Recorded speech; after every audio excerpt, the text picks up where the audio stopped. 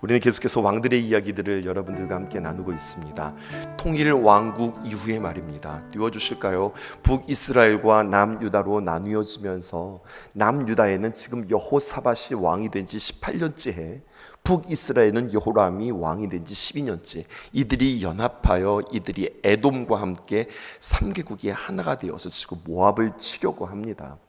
특별히 북이스라엘의 여호람은 누군가? 아합의 아들인데요, 사실은 그의 바로 전에 있었던 왕이 아하시아였는데 그도 아합의 아들이었습니다.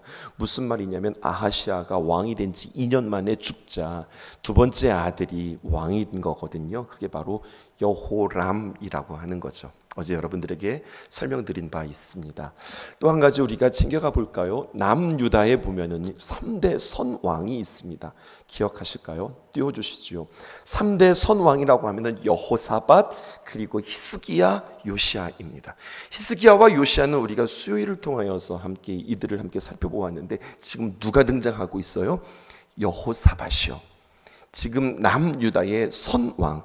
야, 그래도 남유다의 역사 가운데 왔다 갔다 했던 그런 왕들이었지만 그래도 왔다였던 왕들 중에 하나가 바로 여호사밧인데 그 왕이 지금 오늘 성경에 등장하고 있는 겁니다. 10절에 이렇게 기록되어 있어요. 어제 본문입니다. 이스라엘 왕이, 이스라엘이니까 누구를 말하는 거예요? 성경에서 이스라엘, 북이스라엘, 사마리아, 에브라임 다 누구를 이야기하면 북이스라엘을 말하는 거거든요. 그러니까 이스라엘 하면은 우리는 헷갈리기 쉬운데 북이스라엘 왕 여호람이 하는 이야기입니다. 뭐라고 이야기냐? 슬프다. 여호와께서 이 세 왕을 불러, 여호사밧 부르고 나를 부르고 에돔 왕을 불러서 이제 모압의 손에 넘기려고 하시는구나. 하나님께서 우리를 죽이려고 작정하셨구나. 이들이 지금 물이 떨어지고 군대가 어려움을 만나자 이들이 이렇게 한탄하고 있는 겁니다. 그리고 12절에서 13절 볼까요? 여호사밧이 대안을 내놓죠. 선왕, 하나님의 사람이었던 여호사밧이 이야기하는데 걱정하지 마라. 우리가 여호와께 물을 만한 여호와의 선지자가 여기 없느냐 하는지라. 이럴 때일수록 우리는 하나님 앞에 묻자. 이렇게 길을 제시하는 거죠. 이스라엘 왕의 신하들 중에 한 사람이 대답하여 이르되 전에 엘리야의 손에 물을 붓던 사밧의 아들 엘리사가 여기 있나이다. 아, 하나님의 선지자가 있구나. 12절 보실까요? 여호사밧이 이르되 여호와의 말씀이 그에게 있도다 하는지라. 이에 이스라엘 왕과 남유다 여호사밧과 그리고 에돔 왕이 엘리사에게 가는 이야기까지가 어제 이야기였어요. 그리고 오늘 13절부터 시작되는데 첫 번째, 여호사밧으로 인하여서 예언하는 엘리사입니다. 13절에 이들을 만나자 엘리사가 하는 말 좀 보세요. 뭐라고 이야기할까요? 엘리사가 이스라엘 왕에게 이르되, 이스라엘, 북이스라엘 여호람에게 이르되 뭐라고 이야기했냐? 내가 당신과 무슨 상관이 있습니까? 당신의 부친, 누구를 말하는 거죠? 아합 왕을 말하는 거죠. 당신의 부친의 선지자들과 당신의 모친, 엄마 누구였습니까? 이세벨. 여러분, 아합과 이세벨은 가장 악한 왕과 가장 악독한 왕비로 손꼽히는 이들인데 당신들의 선지자들 있지 않습니까? 아니, 왕 옆에 있었던 선지자들, 어떻게 보면 비꼬는 말일 수도 있겠습니다. 그 거짓 선지자들한테 한번 물어보시죠. 그들에게 가소서. 하반절 보실까요? 이스라엘 왕이 그에게 이르되 그렇지 않다. 지금 자기 코가 석자니까 아주 간절합니다. 여호와께서 이 세 왕을 불러 모아 모압의 손에 넘기려 하시나이다 하리니. 여러분, 똑같은 말이 지금 반복되어져 있어요. 그때 14절 엘리사가 이르되 내가 섬기는 만군의 여호와께서 살아계심을 두고 맹세하노니 내가 만일 남유다의 왕 여호사밧의 얼굴을 봄이 아니면 그 앞에서 당신을 향하지도 아니하고 보지도 아니할 것이다. 길게 말했지만 쉽게 말해서 무엇입니까? 내가 남유다 왕 여호사밧을 보아서 내가 여러분들에게 하나님의 말씀을 대언하는 것이지, 여호람 당신이 한 이제까지의 악행들을 보면 나는 당신에게 하나님의 말씀을 전할 수 없습니다. 그렇게 이야기하는 거죠. 다윗의 후손들은 악했습니다. 그런데요, 다윗의 가문 가운데 그 남유다 왕들로 쭉 이어지는데 사실 북이스라엘 왕들과 남유다 왕들이 북이스라엘은 쭉 하락하는 역사였고 남유다는 왔다 갔다 하는 역사였지만 결국 두 왕국 다 망하지 않았습니까? 그럼에도 불구하고 남유다 백성들을 향하여서 하나님께서는 특별히 그들을 관심 갖고 긍휼을 여기시니까 이걸 뭐라고 이야기하냐면 이렇게 이야기해요. 다윗 때문에. 성경에 보면은요 이런 표현들이 있어요. 다윗으로 인하여 또 다윗을 기억하사.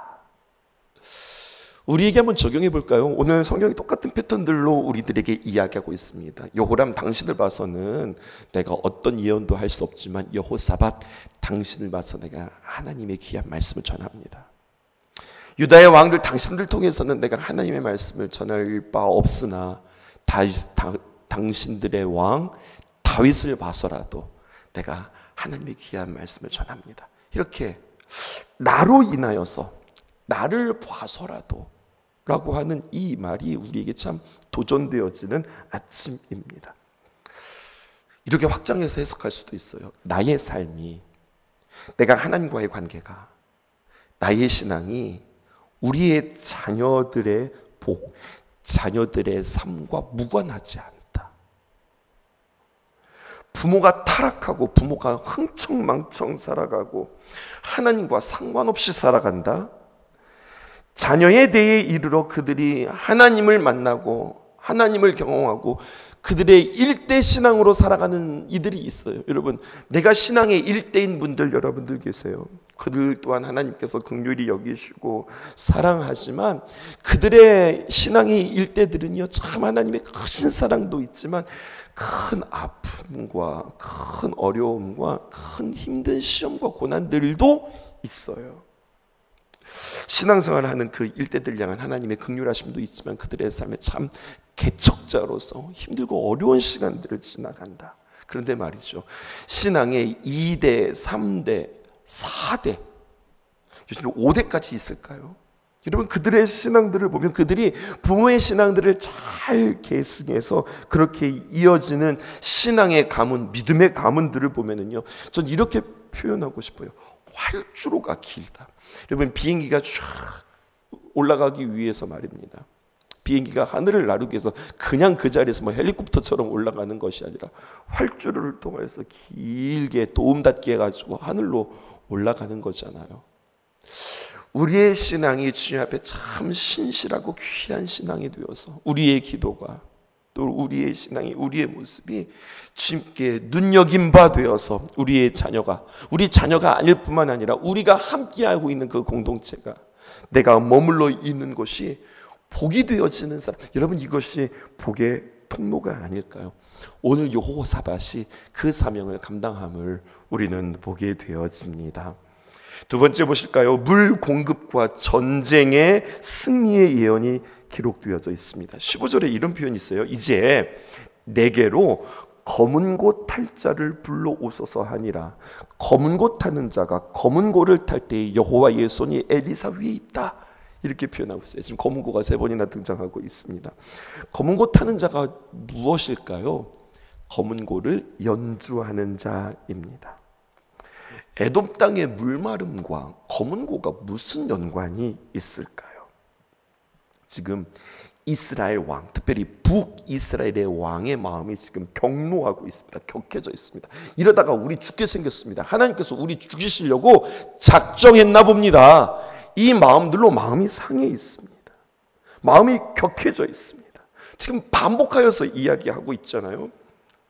여호와께서 이 세 왕을 불러 모압의 손에 넘기려 하시나이다. 이미 우리는 모압 손에 죽게 생겼다, 이렇게 이야기하는 거죠. 그런데요, 여러분, 검은 고 타는 자를 불러 찬양함으로 말미암아, 노래함으로 말미암아 그 마음을 누그러뜨려 평온한 상태를 얻고자 하는 것, 그리고 평온하고 안전된 상태에서 임하시는 성령의 역사, 여호와의 신의 감동을 오늘 우리에게 이야기하고 있어요. 검은 고를 탄다. 여러분, 검은 고를 탈 때 노래했을 텐데요, 그 노래의 장르가 무엇이었을까요? 클래식이었을까요? 재즈였을까요? 아니면 케이팝이었을까요? 아니면 임영웅이 부르는 트로트였을까요? 임영웅이 찬양을 부르더라고요. 은혜를 부르더라고요. 야, 이 사람 크리스찬이었구나. 깜짝 놀랐어요. 근데 알고 봤더니 본 영상의 음성은 AI 프로그램으로 구현한 가상의 목소림을 여러분들에게 알려드립니다. 얼마나 사람들이 임영웅을 좋아하면 그 임영웅의 목소리를 AI로 해서 야, 요즘에 진짜 별일들을 다 하는구나 생각했어요. 그런데 말이에요, 여러분, 이런 생각했습니다. 가상으로 구현한 목소리로 찬양하는 그 찬양의 영성이 있을까? 이런 생각을 해보았어요. 현장에서 진실함으로 꾸미지 않은 목소리, 영으로 부르는 찬양. 여러분, 재주로 부르는 찬양이 아니라 재주로도 찬양을 부를 수 있어요. 또 재미로도 하나님 앞에 찬양할 수 있어요.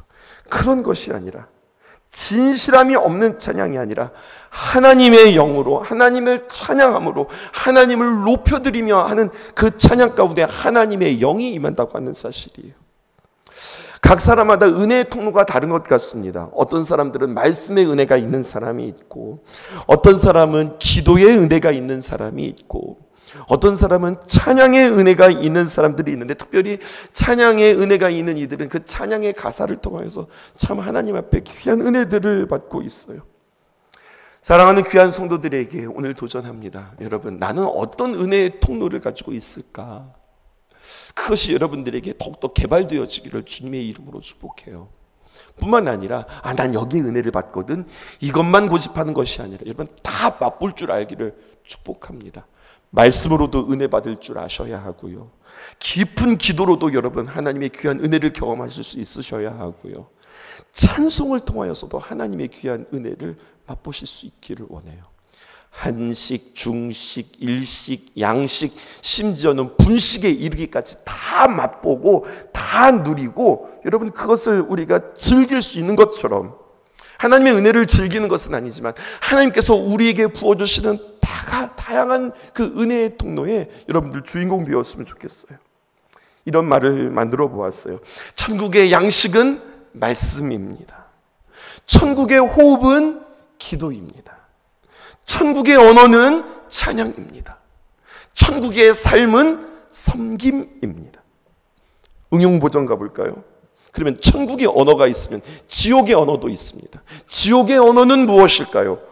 오늘 여호람을 통하여서 발견합니다. 여호람이 무엇이라고 이야기합니까? 그렇지 아니하니이다. 여호와께서 이 세 왕을 불러 모압의 손에 넘기려 하시나이다. 지옥의 언어는 어떤 언어일까요? 불평과 원망과 낙심의 언어. 여러분, 어떤 언어로 우리의 삶을 채워가실까요? 찬송하는 삶이기를 주님의 이름으로 축복합니다. 어제는 기도하는데 하나님께서 이런 마음 주셨어요. 그리고 사역자 회의 통해서 이렇게 우리가 하기로 했는데, 우리 교회가 언제부터 시작했는지 매 주일마다 그달의 찬양이 있었어요. 여러분 기억하시죠? 때로는 한 달에 그달의 찬양이 아니라 좀 찬양이 어려우면 두 달에 한 번씩 묶어서 찬양을 부르고 그렇게 했었는데, 이달의 찬양, 여러분 두 달에 한 번씩 불렀던 찬양, 이 찬양들을 다 묶어서 플레이리스트를 만들어서 유튜브에 올릴 생각이에요. 그리고 이제 곧 있으면 우리가 명절이 되어지는데, 고향 내려가실 때에 세상 노래 듣지 말고 엉뚱한 유튜브 세상 정치 이야기 이런 거 듣지 말고 여러분들 내려가실 때 플레이리스트 만들어 드릴게요. 우리가 그동안 하나님 앞에 예배드리며 찬양했던 곡들 하나하나 떠올리면서, 맞아, 우리 이렇게 찬양했었지, 우리 그 여름에 그렇게 찬양했었지, 새해를 맞이하면서 우리가 그렇게 찬양했었지, 그 겨울에 우리가 이렇게 찬양했었지. 아마 그 시간들이 하나하나 새롭게 떠올릴 거예요. 기대하세요. 여러분 추석 선물로 하나씩 만들어 드릴게요. 찬양을 가까이 하면서 우리가 우리의 마음을 그렇게 정돈하고, 또 우리의 각박해진 마음들, 또 막 우리의 마음들이 격양되었을 때 이 마음들을 잘 정리하는 것, 그 마음에 하나님께서 임하신다. 당뇨병 환자들에게는 늘 그 호주머니에 단 것들을 가지고 있다고 하죠. 그리고 그렇게 쓴다고 그러죠. 혹시나 내가 쓰러지면, 혹시 나에게 문제가 있으면 얼른 이 사탕 하나, 이 초콜릿 하나 입에 넣어달라고 그러죠.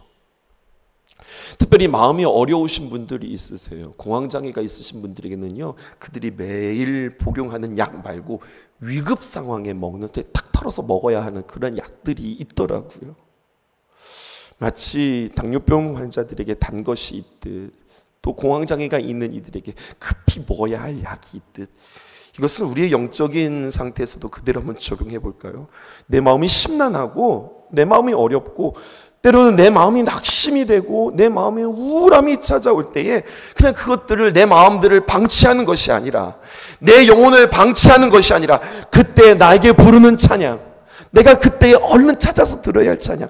그러니까 하나님께서 우리에게 핸드폰 선물로 주신 건 맞는 것 같아요. 언제 어디서든지 우리가 찬양을 들을 수 있고 말씀을 들을 수 있고 가까이 할 수 있는 내 손에 쥐어주신 하나님의 귀한 핸드폰을 통하여서 이걸로 악한 일들도 행하지만, 이것들로 우리의 마음을 빼앗기기도 하지만, 때로는 이것이 우리의 귀한 영혼의 양식, 그 표약이 되어지기를 주님의 이름으로 축복합니다. 찬양에 관련되어서 중요한 성경 구절이 많이 있지만 세 가지 여러분들 그냥 함께 읽어보기 원합니다. 시편 59편 16절에 있는 말씀입니다. 우리 한 목소리로 우리 크게 한번 읽어보실까요? 시작.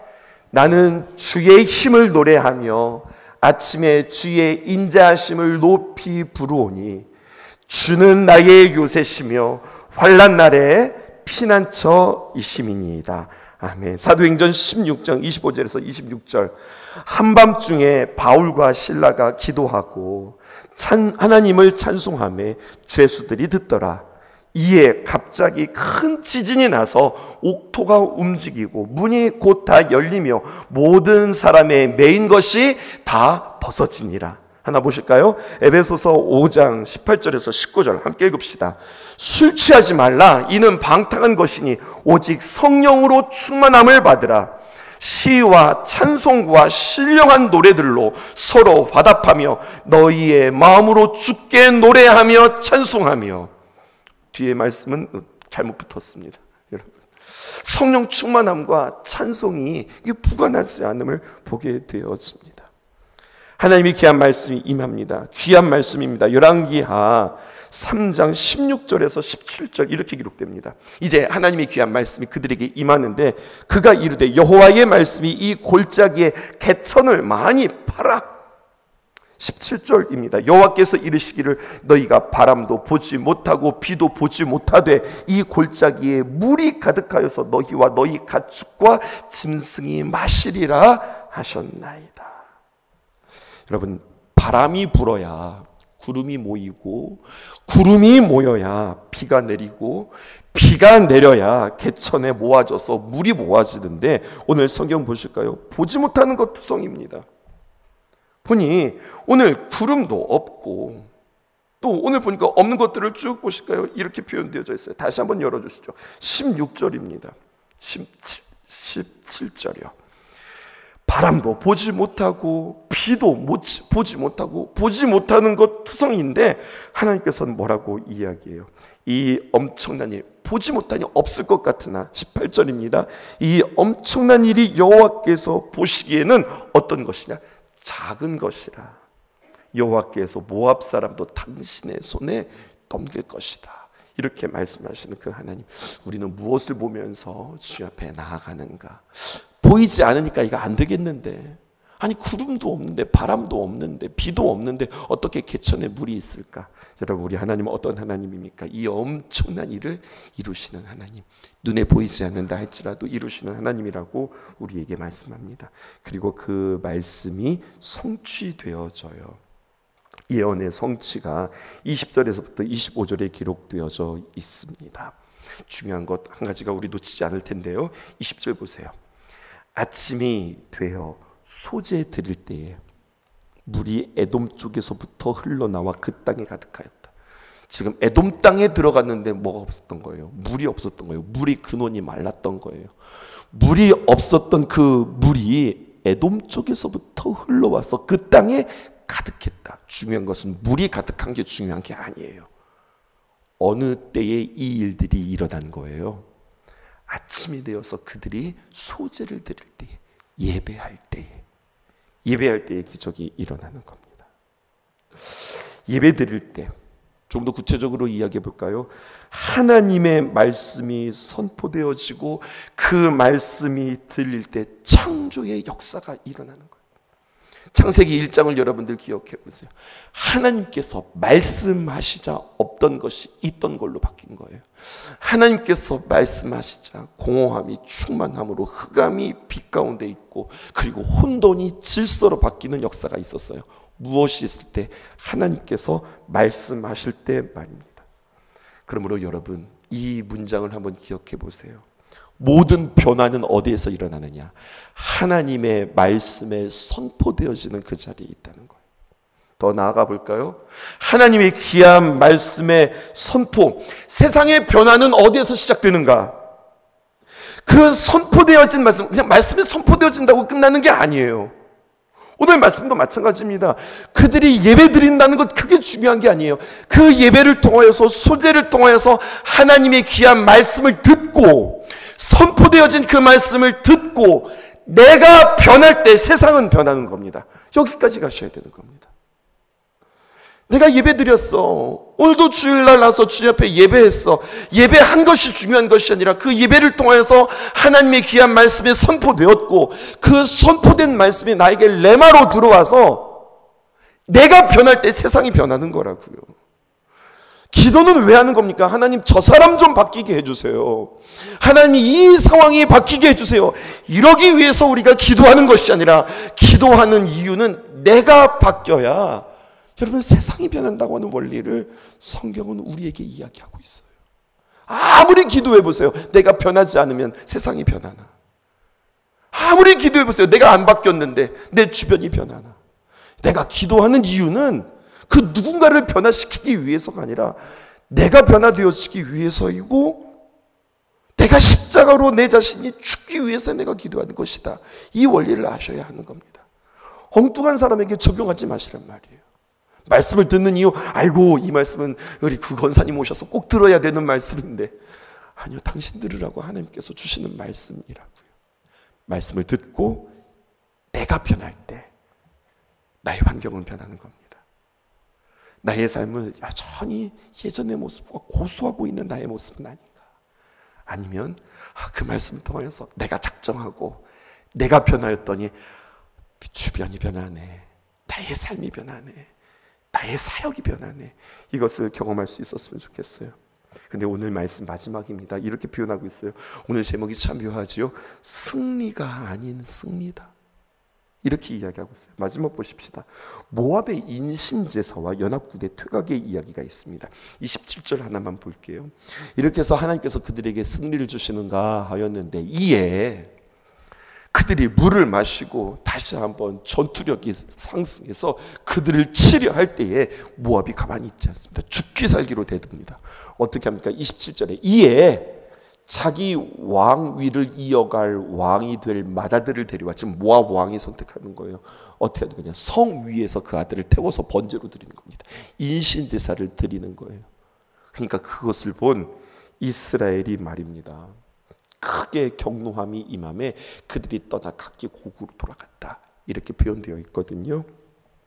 성경 중에 스토리텔링 성경이라고 하는 성경이 있어요. 그 부분을 제가 이 부분을 읽어드릴게요. 왕위를 이을 왕세자가 불살라지는 처참한 광경을 본 모압 군사들의 적개심이 펄펄 끓어올라 죽기 살기로 덤볐다. 그처럼 죽겠다고 달려드는 자들을 이길 사람은 천하에 없는 법. 결국 이스라엘 동맹군은 더 이상 공격을 포기하고 모압 땅에서 물러나 각기 자신들의 고국으로 돌아갔다. 이야기가 하나님께서 그들에게 힘을 주시고 그리고 능력 주셔서 그 모압군을 완전히 진멸하는 이야기가 되었으면 좋겠는데, 그들이 다시 한번 후퇴하는 이야기가 성경에 기록되어져 있어요. 왜일까요? 여러분들 매일 성경 왼쪽에 잘 해설되어져 있습니다. 제가 읽어드릴게요. 수세에 몰린 모압은 왕자를 성 위에서 인신제사로 바치는 그러한 극악한 짓을 벌입니다. 이에 큰 충격을 받은 동맹군은 공격을 멈추고 퇴각하고 맙니다. 하나님은 여호람에게 승리를 주시지만 완전한 승리를 허락하지 않습니다. 왜일까요? 우상 숭배자에게는 하나님이 주실 승리를 누릴 자격이 없기 때문입니다. 여러분, 무엇을 이야기하는 걸까요? 근본을 고쳐야죠. 근본을 고쳐야 하죠. 그래서 오늘 제목이 승리가 아닌 승리였다. 오늘 성경은 우리에게 이렇게 이야기해요. 엘리사의 첫 기적 혹시 기억나세요? 물이 쓴 물이어서 그 땅의 과실들이 다 떨어질 때에 엘리사가 어떻게 합니까? 그 물의 근원을 찾아갔죠. 그 근원을 찾아가서 거기에 소금을 뿌립니다. 우리도 마찬가지예요. 나타나는 문제들을 가지고 이 문제만 자꾸 가지고 이걸 가지고 고민할 것이 아니라 그 문제의 근원으로 찾아가면 결국에는 나는 누구를 섬기고 있는가? 나의 하나님은 누구인가? 나는 누구와 교제하고 있는가? 그 하나님이 나에게 진정한 왕이신가? 왕들의 이야기를 통하여서 결국 성경은 하나님이 우리의 왕이시다, 이것을 끊임없이 말씀해 주고 계세요. 이것도 놓치지 않는 저와 여러분 되기를 주님의 이름으로 축복합니다. 기도하겠습니다. 삶으로 예배한다는 것은 하루하루 최선으로 살아내는 것, 일어나 일을 하고 밥을 먹고 잠에 들 때도 모든 순간 주님을 생각하는 것. 삶으로 예배한다는 것은 있는 모습 그대로를 드리는 것, 내 힘으로 할 수 없고 무너지고 아픔이어도 모든 것을 주님께 맡기는 것. 오늘도 하루 난 예배하네. 나만이 할 수 있는 노래를 온맘 다해 모든 순간 주만 바라보기를, 내 삶이 주와 동행하기를. 삶으로 예배한다는 것은 유혹 놓고 십자가로 일어나는 것, 치열하게 생각하고 고민하고 행동할 때도 모든 순간 주님을 선택하는 것. 삶으로 예배한다는 것은 사람 좁고 낮은 곳으로 걸어가는 것, 손에 갖고 이득 없고 가치 없어 보일지라도 모든 것을 사랑으로 바라보는 것. 오늘도 하루 난 예배하네. 나만이 할 수 있는 노래를 온맘 다해 모든 순간 주만 바라보기를, 내 삶이 주와 동행하기를. 오늘도 하루 난 예배하네. 나만이 할 수 있는 노래를 온맘 다해 모든 순간 주만 바라보기를, 내 삶이 주와 동행하기를. 오늘도 하루 난 예배하네. 넘어져 낙심에 울겠지만 그마저도 모든 것이 예배가 되기를, 주여 나와 항상 동행하소서.